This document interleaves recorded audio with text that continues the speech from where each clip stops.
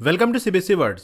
तो हम पढ़ रहे थे ग्रेड 8 साइंस का 12th चैप्टर और इस चैप्टर की एक वीडियो अपलोड हो चुकी है। अगर आपने नहीं देखा तो description as well as comment section में आपको प्लेलिस्ट का लिंक मिल जाएगा, वहां से देख सकते हो। आज का हमारा टॉपिक है 12.2 who all live together in nature. अब वो सब कौन है जो नेचर में एक साथ रहते हैं। You have observe fish in a pond in activity 12.1। Activity 12.1 में आपने ऑब्जर्व किया होगा कि पॉन्ड के अंदर फिश रहती है। Did you see only a single fish? तो क्या पॉन्ड के अंदर सिर्फ एक ही मछली आपको दिखाई पड़ी? भाई ढेर सारी मछली दिखी होंगी ना आपको। Most likely you may have seen many fish of the same kind. तो आपको एक ही तरीके की ढेर सारी मछली दिखी होंगी, मतलब कई वैरायटी हो सकती है फिश की, लेकिन हर जो वैरायटी है उसमें सिर्फ सिंगल फिश नहीं होगी, बल्कि उनका भी ग्रुप होगा, वो भी ढेर सारी होंगी। जैसे अगर हम पॉन्ड की बात कर लें तो पॉन्ड में आपको काटला फिश मिलती है, रोहू फिश मिलती है, इस तरह से कई टाइप की फिश है। तो ऐसा नहीं कि पॉन्ड में आपको एक ही तो काटला फिश दिखाई पड़ेगी, हो सकता है 10, 12, 20, 50, मतलब ढेर सारी आपको काटला फिश मिल जाएंगी। इसी तरह से पॉन्ड में अगर आपको रोहू फिश दिखी तो सिर्फ एक ही तो रोहू नहीं होगी, ढेर सारी होंगी। तो यही बात कह रहा है। This group of fish of the same kind living together in a pond habitat is called a population of that particular fish. अब ये जो एक ही तरीके की फिश का ग्रुप है जो कि एक साथ पॉन्ड के अंदर रह रही है, उसको हम कहेंगे कि ये उस पार्टिकुलर फिश की पॉपुलेशन है। फॉर एग्जाम्पल, पॉन्ड के अंदर आपको 20 रोहू फिश दिखी तो हम कहेंगे कि इस पॉन्ड के अंदर रोहू फिश की जो पॉपुलेशन है वो 20 है, क्योंकि 20 रोहू फिश हमको दिख रही है। In this way we can observe and record populations of different kinds of organisms in a single habitat. तो इस तरीके से हम ऑब्जर्व कर सकते हैं और रिकॉर्ड कर सकते हैं जो पॉपुलेशन है अलग अलग तरीके के ऑर्गेनिजम्स की सिंगल हैबिटेट में। अब जैसे मान लो कोई लैंड वाला हैबिटेट आपने ऑब्जर्व किया, वहां पर आपको एलिफेंट दिख गए। अब ऐसा तो होगा नहीं कि एक ही एलिफेंट हो उस पूरे हैबिटेट में, कई सारे होंगे। आपने काउंट कर लिया तो एलिफेंट की पॉपुलेशन पता चल जाएगी कि उस हैबिटेट में कितने एलिफेंट्स रहते हैं। तो ऐसे किया जाता है। एक चीज़ ये ऑब्जर्व की जाती है कि कौन कौन से ऑर्गेनिज्म इस हैबिटेट में हैं और वो कितने हैं, यानी उनकी पॉपुलेशन क्या है। अब चलिए इसके लिए एक एक्टिविटी कर लेते हैं। Activity 12.2 let us record. We can understand the population of a particular type of plant by counting them at a given place and time. अब किसी भी तरीके के प्लांट की जो पॉपुलेशन है उसको समझने के लिए हम सिंपल क्या कर सकते हैं, किसी भी टाइम पे किसी भी जगह जाकर उनकी काउंटिंग कर लो कि भैया इस दिन हम गए और इस जगह पर हमने प्लांट को काउंट किया तो ये वाले प्लांट इतने इतने हमको मिले।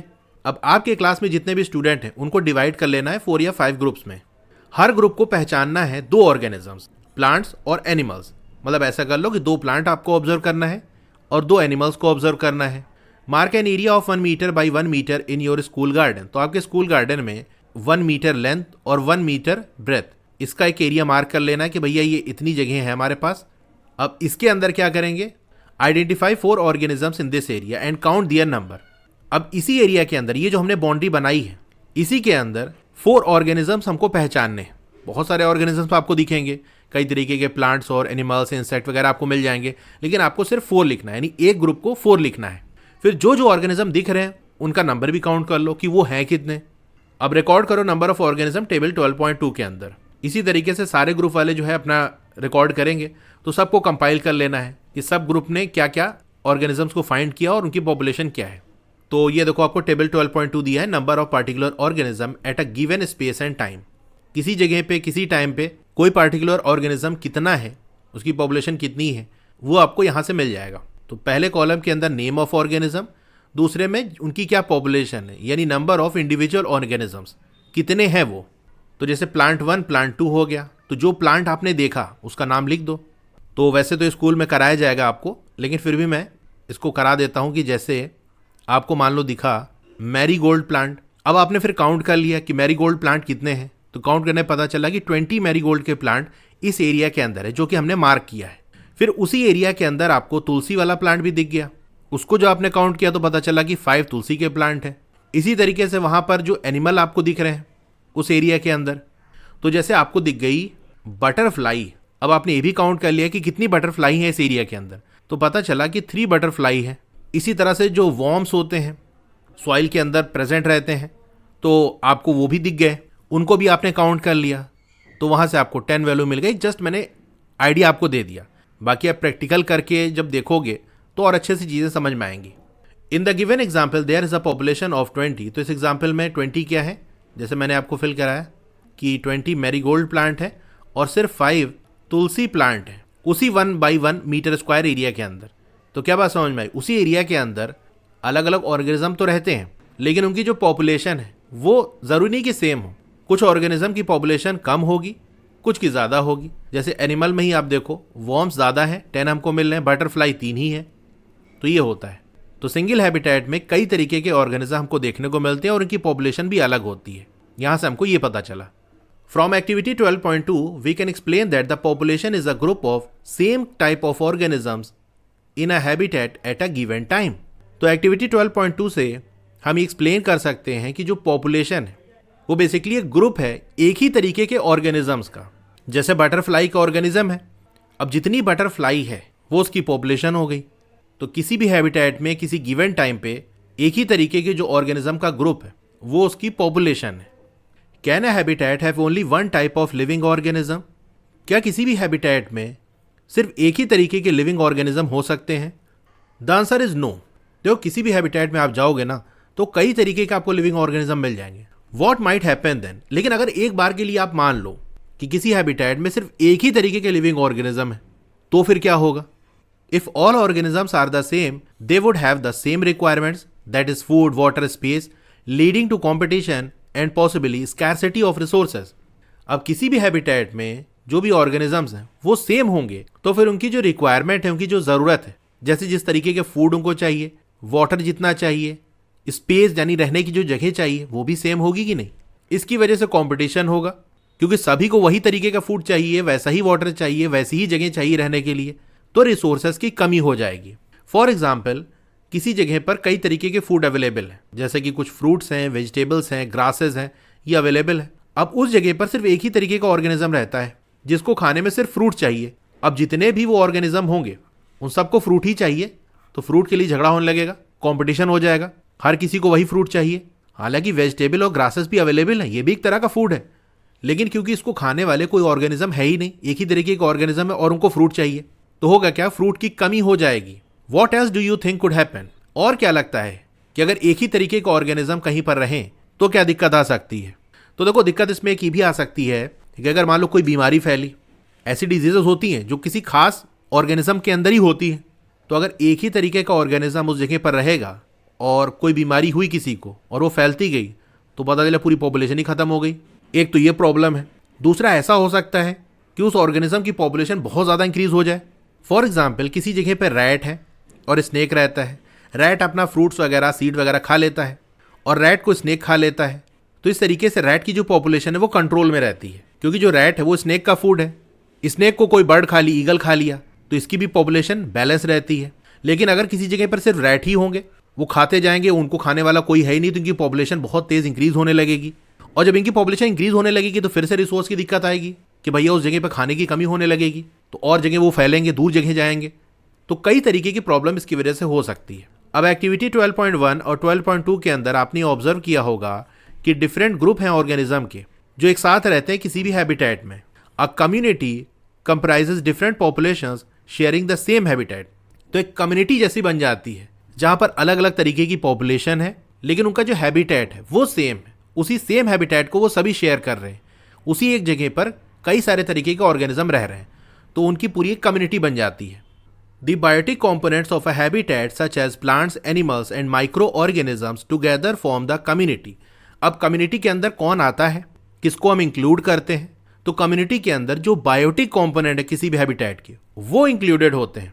ध्यान रखना, इसमें जो नॉन लिविंग कंपोनेंट है, दैट इज ए बायोटिक वाला कंपोनेंट, वो नहीं आएगा। किसी भी हैबिटेट के अंदर जो कम्युनिटी है उसके अंदर वहाँ पे जो बायोटिक कंपोनेंट है वही इंक्लूडेड होता है।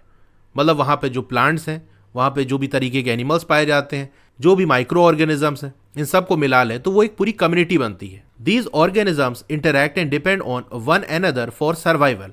अब ये जो ऑर्गेनिजम्स हैं इंटरैक्ट करते हैं, एक दूसरे पे इफेक्ट डालते हैं और एक दूसरे पे डिपेंड रहते हैं सर्वाइवल के लिए, जिंदा रहने के लिए। फॉर एग्जाम्पल, किसी जगह पर कुछ एनिमल्स जैसे कि डियर हो गया, ये वहाँ पर प्रेजेंट जो प्लांट्स हैं या ग्रासेज हैं उस पर डिपेंड रहेंगे क्योंकि वो उनका फूड है।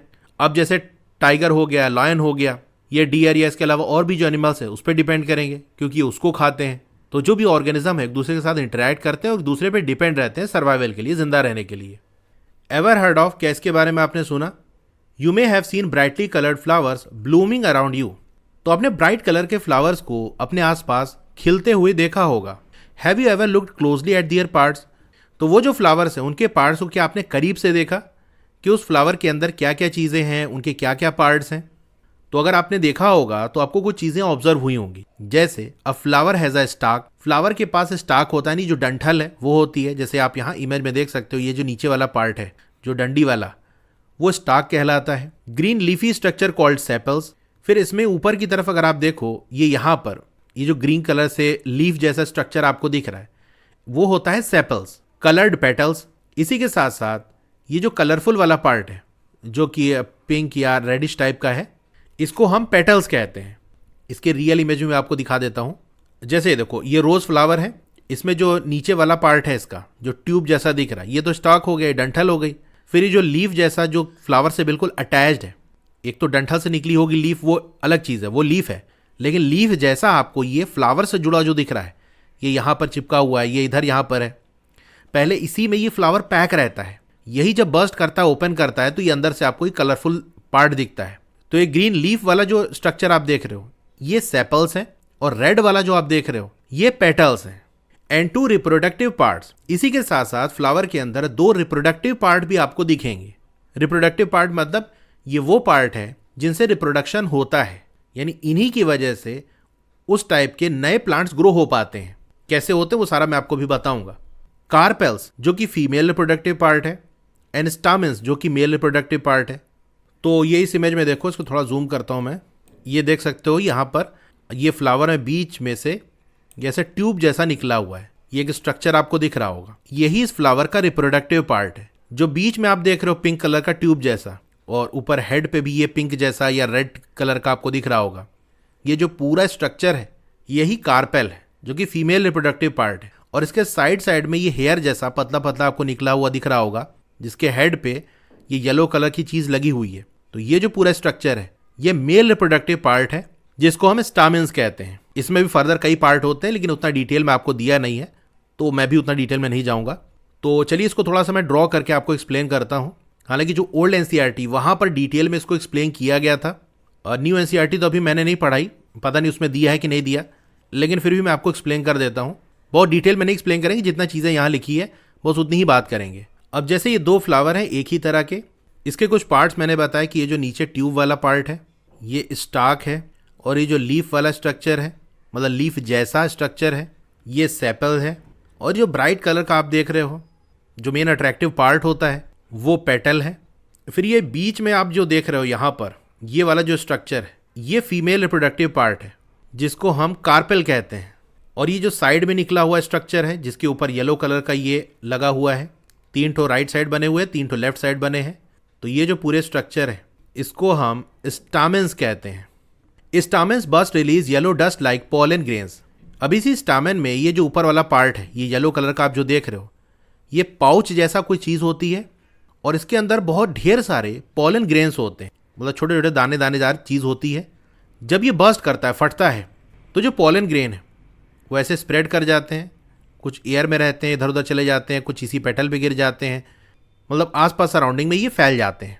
तो इसी को कह रहा है कि जब स्टामेंस बस्ट करता है तो येलो डस्ट लाइक, मतलब ऐसा लगे कि जैसे कोई धूल है येलो कलर की, तो वो रिलीज होती है। तो वो जो येलो डस्ट लाइक सब्सटेंस है वो क्या है? Pollen grains. Wind, water, insects, bats, birds helps carry pollen from the stamens to the carpels of the same and different flowers. अब विंड हो गई या फिर कोई इंसेक्ट है, इसके साथ साथ बैट्स भी या बर्ड्स, तो ये लोग क्या करते हैं? पॉलन को कैरी करते हैं। तो जैसे कोई स्टामेन बस्ट किया, उसके जो पॉलन है ऐसे बाहर निकल गए। अब तेज़ हवा चल रही, हवा से उड़ के कुछ पॉलन यहाँ कार्पेल वाले पार्ट पे चले गए, और यहाँ से ये अंदर चले जाते हैं। तो विंड की वजह से हो सकता है, या ऐसा हो सकता है कोई इंसेक्ट जैसे पॉलन ग्रेन आके यहीं पेटल्स पे गिर गए, या कहीं और पे भी गिर गए। अब कोई इंसेक्ट आया यहाँ पर बैठा, उसकी बॉडी में ये पॉलन ग्रेन चिपक गए, अब वो उड़ के आके कार्पेल में बैठ गया। जब बैठा तो कुछ पॉलन ग्रेन फिर से गिर गए, इसकी बॉडी से जो चिपके हुए थे वो पॉलन ग्रेन सीधे चले गए अंदर।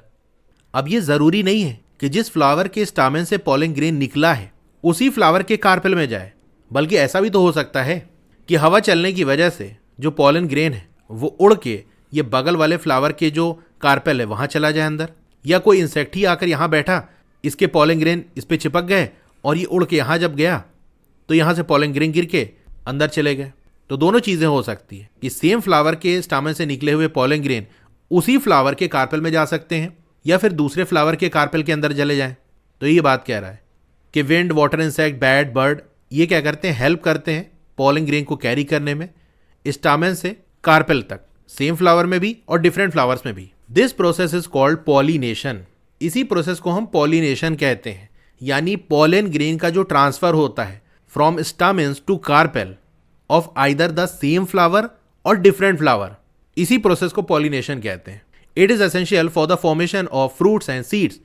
अब ये जो पॉलिनेशन वाला प्रोसेस है ये फ्रूट्स और सीड के फॉर्मेशन के लिए जरूरी है, क्योंकि देखो जो पॉलन ग्रेन कार्पेल के अंदर जाते हैं तो ये ऐसे जाकर यहाँ पर, तो यहाँ पर आप ये जो देख रहे हो ये ओव्यूल्स हैं, ऐसे ये स्ट्रक्चर होते हैं, इसके अंदर होता है ओवम। तो जो पॉलन ग्रेन आए वो इसी ओवम के साथ मिलके एक यूनिट बन जाते हैं, फिर ये ग्रो करने लगते हैं और ये जो पूरा फ्लावर है वो फ्रूट में बदल जाता है। जो फ्रूट है वो फ्लावर से ही ग्रो होते हैं। जैसे आप मैंगो ट्री पे आप ऑब्जर्व करना कि जब मैंगो ट्री पे मैंगो आने वाले होते हैं उससे पहले फ्लावर जैसा चीज़ निकलती है, जैसे फूल निकला हुआ हो, वो फ्लावर ही होता है एक्चुअली। वो जब फर्टिलाइज होता है ग्रो करके फ्रूट में बदल जाता है। फ्रूट के अंदर होती है सीड, यही सीड जब आप ज़मीन में डालते हो तो फिर से वो प्लांट निकलता है कि नहीं। तो ये ऐसे होता है, शॉर्ट में दिया था इसीलिए शॉर्ट में मैंने आपको बता दिया। तो ये देखो जो इमेज बनी है फिगर 12.2, ये इंसेक्ट पॉलिनेशन है, यानी ऐसा पॉलिनेशन जो इंसेक्ट के थ्रू हो उसको इंसेक्ट पॉलिनेशन कहेंगे। अब नेक्स्ट टॉपिक हमारा है 12.3, does every organism in a community matter. अब ये तो हमने देख लिया था किसी भी हैबिटेट के अंदर जो अलग अलग तरीके के ऑर्गेनिजम्स पाए जाते हैं उनको पूरा मिला लें तो वो एक कम्युनिटी बनती है। तो क्या कम्युनिटी के अंदर हर एक ऑर्गेनिज्म मैटर करता है, यानी अगर कम्युनिटी से किसी एक ऑर्गेनिज्म को हम निकाल के बाहर कर दें तो क्या उससे कोई फर्क पड़ेगा, मतलब क्या दूसरे ऑर्गेनिज्म पे इसका कोई इफेक्ट पड़ेगा? वो तो चलो निकल गया, तो जस्ट हम ये कह दें कि भैया वो चला गया तो ठीक है कोई बात नहीं, लेकिन इससे क्या दूसरों पे कोई इफेक्ट पड़ेगा? चलिए उसके बारे में जानते हैं। Let us find out the role of different organisms in a community. तो चलिए पता लगाते हैं कि कम्युनिटी के अंदर अलग अलग जो ऑर्गेनिजम्स हैं उनका रोल क्या है। Activity 12.3, let us read. चलिए पढ़ते हैं। Researchers conducted a study to see how fish in ponds affect seed production in the plants nearby. अब जो रिसर्च करने वाले लोग हैं उन्होंने एक स्टडी कंडक्ट की ये देखने के लिए कि किस तरीके से पॉन्ड्स में जो फिश है वो आसपास के जो प्लांट है उसके सीड प्रोडक्शन को अफेक्ट करते हैं।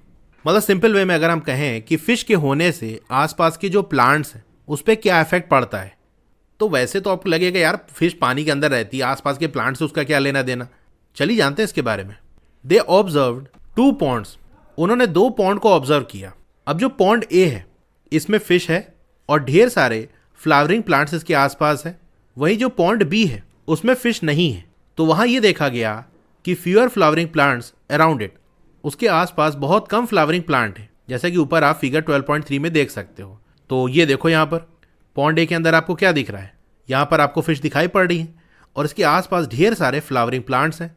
वहीं पॉन्ड बी की बात कर लें तो यहाँ पर कोई भी फिश नहीं है, इसके आसपास बहुत कम फ्लावरिंग प्लांट है, फूल वगैरह बहुत कम है। Think of a reason for these observations. अब ये जो ऑब्जर्वेशन हुआ उसका रीजन आप सोचो कि क्या हो सकता है। Compare the number of dragonflies, bees, butterflies in both the ponds. इसी तरीके से दोनों ही पॉन्ड के अंदर जो ड्रैगन फ्लाइज हैं, बीज हैं, बटरफ्लाइज हैं, उनके नंबर को कंपेयर करो, कहाँ पर कम कहाँ ज़्यादा। तो चलो देखते हैं। तो जैसे ड्रैगन फ्लाई की बात कर लें तो पॉन्ड ए के अंदर ये 1 ठो दिखाई पड़ रहा है और कहीं तो नहीं है। वही पॉन्ड बी की बात कर लें तो 1 2 3 4 ड्रैगन फ्लाइज हैं, एक और है यहाँ पर 5। मतलब ए वाले से ज़्यादा हमको ड्रैगन फ्लाई बी वाले पॉन्ड के अंदर देखने को मिल रहा है। Do you find any relationship between the number of dragon flies and बीज या फिर बटरफ्लाइज। तो क्या कोई रिलेशनशिप आपको देखने को मिल रहा है नंबर ऑफ ड्रैगन फ्लाइज और बीज या बटरफ्लाइज में। We observe that in pond A with fish the number of dragonflies were less as compared to pond B. The question is why. Pond A के अंदर हमने ये observe किया, यानी पॉन्ड ए के अंदर फिश है, तो वहाँ ये ऑब्जर्व हो रहा है कि जो नंबर ऑफ ड्रैगन फ्लाइज हैं वो कम है अगर पॉन्ड बी से कंपेयर करें तो ओवरऑल अगर हम देखें तो हमको पॉन्ड ए में ये ऑब्जर्व हो रहा है कि पॉन्ड ए के अंदर फिश है और साथ ही में आसपास ढेर सारे फ्लावरिंग प्लांट है, लेकिन जो ड्रैगन फ्लाई है वो कम है, एक ही तो दिख रही है। वहीं पॉन्ड बी की बात कर लें तो यहाँ फिश नहीं है लेकिन ढेर सारी ड्रैगन फ्लाई है, लेकिन आसपास जो फ्लावरिंग प्लांट्स है वो कम है। तो एक जनरल सी चीज़ हमको ये समझ में आ रही है कि अगर फिश है तो फिर ये हो रहा है कि जो फ्लावरिंग प्लांट है वो ढेर सारे हैं और जो ड्रैगन फ्लाइज हैं वो कम है। लेकिन अगर फिश नहीं है तो फ्लावरिंग प्लांट भी कम है, और ड्रैगन फ्लाई ढेर सारे हैं। तो अब चलिए इसका रीजन समझते हैं कि ऐसा हो क्यों रहा है। Fish eat dragon fly larva so pond with fish had fewer dragon flies. अब जो फिश है वो ड्रैगन फ्लाई के लार्वा को खा लेती है। जो ड्रैगन फ्लाई है ना, वो जब लार्वा स्टेज में होता है तो वो पानी के अंदर रहता है। वो तो जब एडल्ट हो जाता है उसके पास विंग्स आ जाते हैं, तो पंख आ गया तो उड़ गया, पानी से भाग गया। लेकिन जब पंख नहीं तो बेचारा क्या करेगा, पानी के अंदर रहता है। अब पानी के अंदर मछली भी है, तो मछली इसी ड्रैगन फ्लाई के लार्वा को खा लेती है। तो देखो, लार्वा स्टेज में अगर मछली उसको खा लेगी तो कम ड्रैगन फ्लाई अडल्ट स्टेज तक पहुंच पाएंगे, इसीलिए आसपास आपको कम ड्रैगन फ्लाई दिखेंगे, क्योंकि पहले ही उनका काम तमाम हो गया ना। तो यहां से फिश और ड्रैगन फ्लाई का रिलेशन समझ में आया कि अगर किसी पॉन्ड में फिश होंगी, हम कह सकते हैं ज्यादा फिश होंगी, तो वहां पर ड्रैगन फ्लाई कम होंगे, क्योंकि लार्वा स्टेज में ही वो खा लिए जा रहे हैं। ड्रैगन फ्लाइज यूजली ईट फ्लाइज, बीज एंड बटरफ्लाइज। अब जो ड्रैगन फ्लाइज हैं वो क्या करते हैं, फ्लाइज को खा लेते हैं, मक्खियों को खा लेते हैं, बीज को खा लेते हैं, बटरफ्लाइज को खा लेते हैं। विद फ्यूअर ड्रैगन फ्लाइज, मोर बीज, फ्लाइज एंड बटरफ्लाइज। अब अगर ड्रैगन फ्लाई कम होंगे तो ड्रैगन फ्लाई बीज को, फ्लाइज को, बटरफ्लाई को खा रहे हैं। अब इनको खाने वाला अगर कम होगा तो बीज, फ्लाइज और बटरफ्लाई की जो पॉपुलेशन है वो इंक्रीज हो जाएगी कि नहीं। तो यही चीज पता लगी कि जहां पर ड्रैगन फ्लाई कम है वहां पर बीज, फ्लाइज और बटरफ्लाई ज्यादा है। These insects help pollinate flowers from nearby areas, moving pollen from one flower to another, which helps plants produce seeds. अब यही जो इंसेक्ट है, जैसे बीज हो गया, फ्लाइज, बटरफ्लाइज, ये फ्लावर्स को पॉलिनेट करने में मदद करते हैं, क्योंकि एक प्लांट से दूसरे प्लांट में जाएंगे, पॉलन ग्रेन का ट्रांसफर होगा, तो उसकी वजह से जो फ्लावर है वो फ्रूट में कन्वर्ट होगा, उसमें सीड आएगी, उस सीड से और नए प्लांट होंगे। So the flowers near ponds with fish may produce more seeds than those near ponds without fish. तो वो पॉन्ड्स जिसके अंदर फिश है उसके आसपास जो फ्लावर है वो ज्यादा सीड प्रोड्यूस कर पाएंगे उन फ्लावर से जो कि ऐसे पॉन्ड के आसपास है जहां पर फिश नहीं है। What does this study show? अब ये स्टडी क्या दिखाती है? तो देखो, ये स्टडी हमको ये दिखाती है कि जो फिश है और फ्लावरिंग प्लांट जो पॉन्ड के आसपास है वो एक दूसरे से रिलेटेड है। डायरेक्टली रिलेटेड नहीं है, लेकिन इनडायरेक्टली। अभी मैं थोड़ा सा आपको ड्रॉ करके दिखाऊंगा। How does the population of fish in a pond affect the seed production in near by plants? किस तरीके से फिश की जो पॉपुलेशन है वो अफेक्ट करती है आसपास जो प्लांट्स हैं उनके सीड प्रोडक्शन में। तो इस तरह से अफेक्ट करती है कि अगर फिश ज्यादा होंगी किसी भी पॉन्ड के अंदर तो उसके आसपास जो प्लांट्स हैं उनमें सीड का प्रोडक्शन ज्यादा होगा। सीड ज्यादा होगी तो ढेर सारे प्लांट हो जाएंगे। This shows how biotic components, that is fish, dragonflies, pollinators, plants and abiotic components, that is temperature, water, nutrients, interact with and affect each other. अब ये चीज देखो हमको ये दिखाती है कि किस तरीके से बायोटिक कॉम्पोनेंट, जैसा कि फिश हो गया, ड्रैगन फ्लाई, पॉलिनेटर्स यानी जो पॉलिनेशन कराते हैं, जैसे बीज हो गया, बटरफ्लाइज हो गई, और जो प्लांट्स हैं, इसी के साथ साथ जो एबायोटिक कॉम्पोनेंट्स हैं जैसे कि टेम्परेचर हो गया, वाटर हो गया, न्यूट्रिएंट हो गया, कैसे इंटरैक्ट करते हैं और एक दूसरे को अफेक्ट करते हैं। अब बायोटिक वाला तो आपने देख लिया कि fish, dragon fly, flies, plants ये कैसे रिलेटेड है। एबायोटिक कॉम्पोनेंट का अगर मैं आपको बताऊं तो देखो, किसी भी वाटर के अंदर अगर मान लो टेम्परेचर ज्यादा हो जाएगा तो हो सकता है हर ऑर्गेनिज्म, या ऐसे कह सकते हो हर जो फिश है वो सर्वाइव ना कर पाए, वो मर जाए। तो टेम्परेचर के चेंज होने से वहां की जो बायोटिक कॉम्पोनेंट है उस पर इफेक्ट पड़ता है। तो ये आपको फिगर 12.4 में दिया है। चलिए इसको थोड़ा देखते हैं कि क्या यहाँ पर दिया है। Fish have indirect effect on plants in and around ponds. तो फिश जो है वो प्लांट जो कि पॉन्ड के अंदर या आसपास प्रेजेंट है उस पर इफेक्ट तो डालती है, ये तो बात ठीक है, लेकिन डायरेक्टली इफेक्ट नहीं डालती, बल्कि इनडायरेक्ट वे में इफेक्ट डालती है। The solid arrows represent the direct effect and the dashed arrow represent the indirect effect.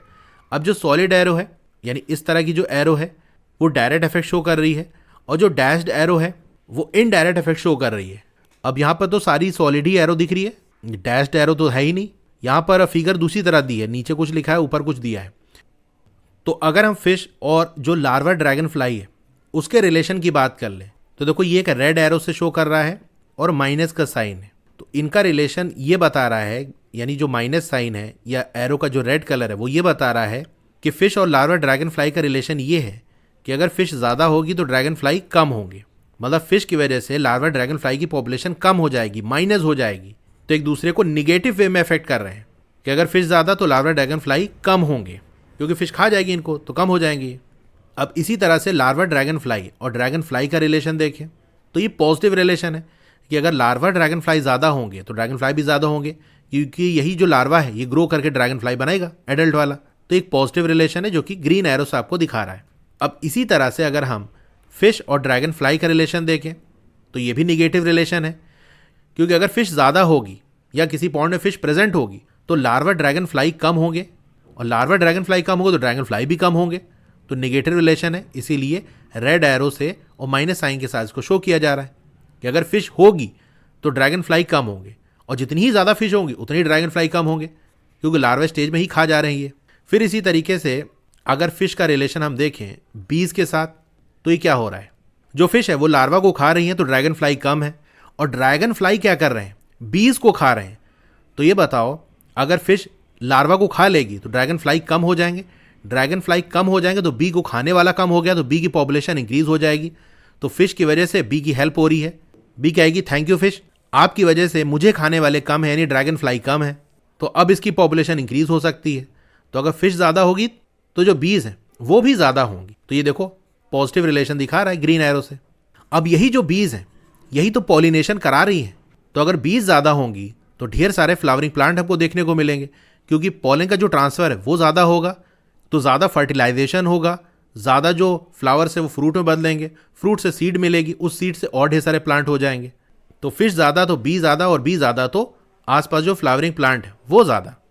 तो फिश और फ्लावरिंग प्लांट का अगर हम रिलेशन देखें तो ये भी पॉजिटिव है कि अगर फिश ज़्यादा होगी तो फ्लावरिंग प्लांट ज़्यादा होंगे। मतलब सिंपल साइज डायग्राम में आपको ये समझना है कि किसकी वजह से दूसरे पर कैसा इफेक्ट पड़ रहा है, पॉजिटिव इफेक्ट पड़ रहा है कि निगेटिव इफेक्ट पड़ रहा है। पॉजिटिव इफेक्ट मतलब उसके होने की वजह से क्या दूसरा जो ऑर्गेनिज्म है उसकी पॉपुलेशन इंक्रीज हो रही है, या एटलीस्ट कम नहीं हो रही है, या उसकी वजह से कम हो रही है। कम हो रही है तो मतलब निगेटिव इफेक्ट पड़ रहा है, तो ये है। Similarly can over fishing by humans change this balance. अब इसी तरह से जो इंसान फिशिंग करते हैं तो बहुत ज़्यादा अगर फिशिंग कर देंगे, ज़्यादा मछली आपने पकड़ ली, तो क्या होगा, इसकी वजह से बैलेंस बिगड़ जाएगा कि नहीं बिगड़ जाएगा, क्योंकि फिश कम होने से कितनी चीज़ें अफेक्ट हो रही हैं ये आपने देख ही लिया। How do you think it may affect the living and non living part of the habitat. आपको क्या लगता है किस तरीके से ये लिविंग और नॉन लिविंग पार्ट हैबिटेट के उसको अफेक्ट करता है। अच्छा, पहले इसको मैं आपको थोड़ा ड्रॉ करके एक्सप्लेन कर देता हूँ। मतलब इतनी चीज़ें जो हमने देखी वो एक फिगर के फॉर्म में आ जाए तो अच्छी बात है। तो बेसिकली हमने ये देखा कि किसी जगह पे अगर फिश है तो जो लार्वा ड्रैगन फ्लाई है इसकी पॉपुलेशन कम होगी, और अगर लार्वा ड्रैगन फ्लाई कम है तो यही लार्वा ड्रैगन फ्लाई तो ड्रैगन फ्लाई में कन्वर्ट होगा, तो ये भी कम होंगे। और ड्रैगन फ्लाइज बीज को, फ्लाइज को, बटरफ्लाइज को खाते हैं, तो अगर ड्रैगन फ्लाई कम होंगे तो बीज, फ्लाइज, बटरफ्लाई की पॉपुलेशन ज़्यादा होगी, और अगर ये ज़्यादा होंगे तो ये पॉलिनेशन करते हैं, मतलब ये बेसिकली क्या हैं, पॉलिनेटर्स हैं। तो अगर पॉलिनेशन ज़्यादा होगा तो आसपास जो फ्लावरिंग प्लांट्स हैं वो भी ज़्यादा हो जाएंगे। तो ये पूरा रिलेशन है, इसको आप देख सकते हो। अब फिश और लार्वा ड्रैगन फ्लाई का रिलेशन मैं आपको बताऊं तो ये कैसा रिलेशन, निगेटिव रिलेशन है। इसी तरह फिश और ड्रैगन फ्लाई का कैसा रिलेशन है, निगेटिव रिलेशन है। लार्वा ड्रैगन फ्लाई और ड्रैगन फ्लाई का क्या रिलेशन है, पॉजिटिव रिलेशन है, क्योंकि लार्वा ड्रैगन फ्लाई ज़्यादा तो ड्रैगन फ्लाई ज़्यादा, कि यही कन्वर्ट हो रहे हैं। फिर ड्रैगन फ्लाई और बी या बटरफ्लाई का रिलेशन कैसा है, निगेटिव। ड्रैगन फ्लाई ज़्यादा होगा तो इन सबको खा जाएगा, कम कर देगी इनकी पॉपुलेशन। बीज, फ्लाइज, बटरफ्लाई इनकी पॉपुलेशन ज़्यादा तो फ्लावरिंग प्लांट की पॉपुलेशन ज़्यादा, क्योंकि यही पॉलिनेशन करा रहे हैं, तो पॉजिटिव रिलेशन है। तो इस तरह से किसी का भी रिलेशन आप बता सकते हो कि पॉजिटिव रिलेशन है कि निगेटिव रिलेशन है। तो ये टॉपिक यहाँ पर एंड हो गया। आपको वीडियो कैसी लगी कमेंट करके ज़रूर बताइए, अच्छी लगी हो तो लाइक करिए, और अगर आप चैनल पर नए हैं तो सब्सक्राइब ज़रूर करिए। उसके बगल में एक बेल का आइकन होगा, उसको दबा के ऑल पे क्लिक कर देना है, तो जब भी नई वीडियो आएगी आपको मैसेज आ जाएगा। मिलते हैं फिर अगली वीडियो में। Thank you.